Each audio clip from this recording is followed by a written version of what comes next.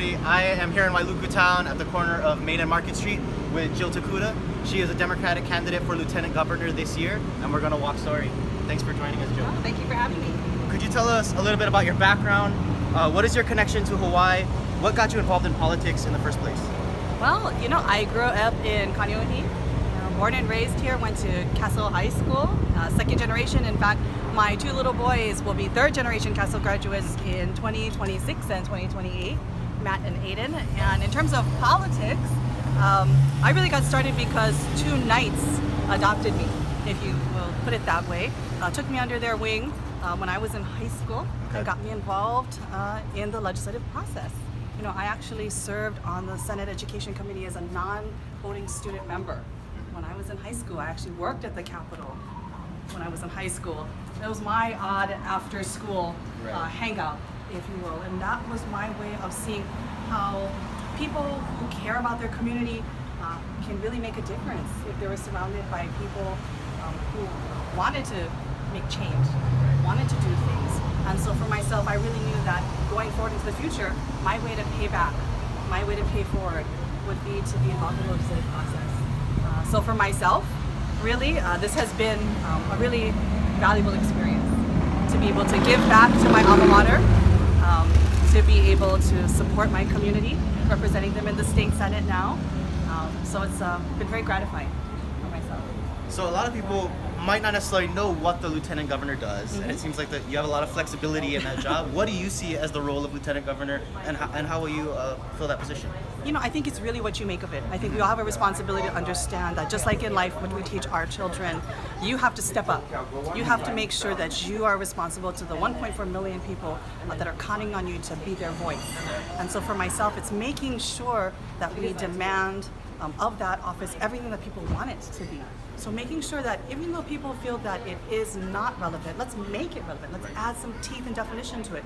I've suggested that the office be appointed to various executive office positions, like the Executive Office on Aging, Executive Office on Early Learning, even be appointed as chair of the Board of Education. Let's give it some definition, because the reality is people out there, just like all of us, we're struggling. We don't want to struggle. We want to thrive. We want to make sure that our children really see a future for themselves here in Hawaii. The lieutenant governor really has a role to play in working with the administration to make sure all of the issues that we care about are at the table. Let's have a legislative package within the lieutenant governor's office that reflects all of these needs and important opportunities that really have to be represented. And so really for myself, it is about making sure that the lieutenant governor demands that these issues are addressed, that these opportunities really are, put forward and front and center as well.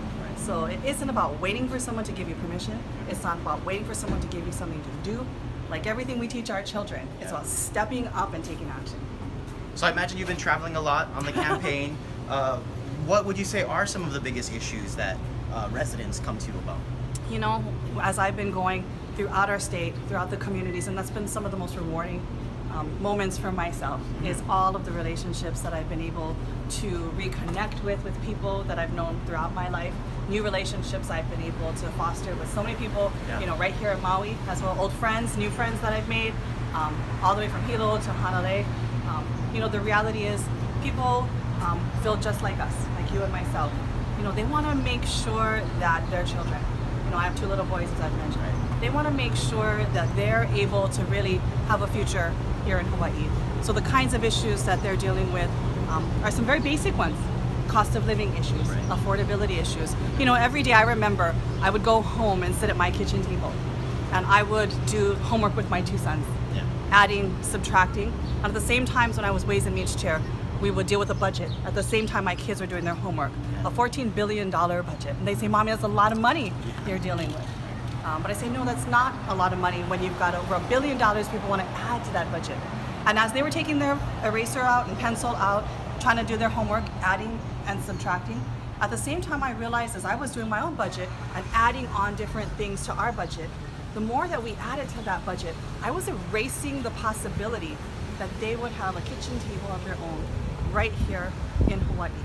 Because the more we added, we were exponentially decreasing the possibility that they could stay here in Hawaii.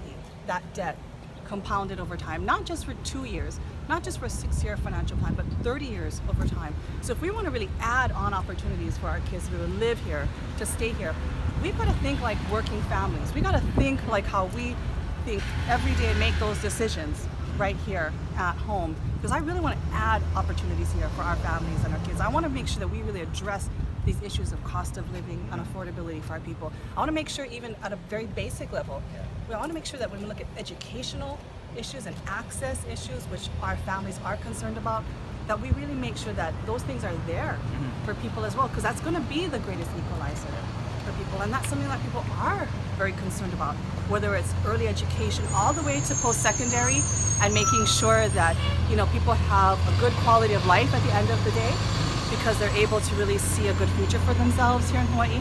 That means a lot to me as well. You know, and that's the kind of thing that I've heard from people as I've gone throughout the state and had these conversations, and more importantly, listened to them, sat down with them, whether it's at a community center, at their doorstep, you know, picked up the phone. We really need to make sure that people understand that they have a voice, an important voice in the Lieutenant Governor's office, and we want to make sure that they see a future for themselves here in Hawaii, because that's really, for me, what it's all about, being ready for this office. Well, thank you for joining us, Jill. Remember to vote in the primary August 11th and the general election November 6th. Aloha. Thank you.